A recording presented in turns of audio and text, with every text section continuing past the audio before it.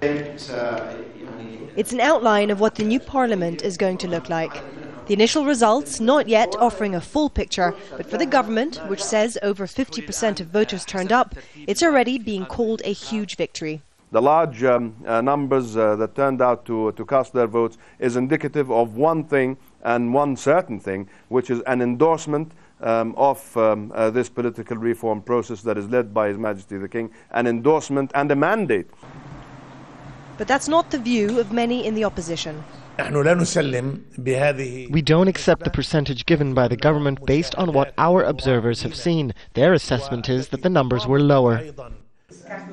Regardless, the new parliament is taking shape, and people like Labib Khamhawi emphasize that the backbone of Jordan's political elite boycotted these elections, and those with seats are largely unknowns. There is a philosophy behind all this, that the coming parliament should be obedient, should be peaceful, should have some outspoken elements, just as a cosmetic thing, but the main body of the parliament should be easily controlled. Okay, and this is what happened.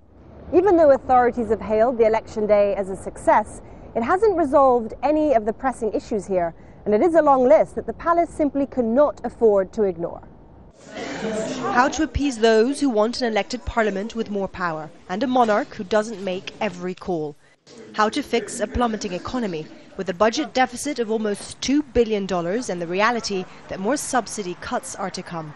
And how to fix a culture of corruption and a wide belief that politicians here are out for their own benefit and don't represent the people.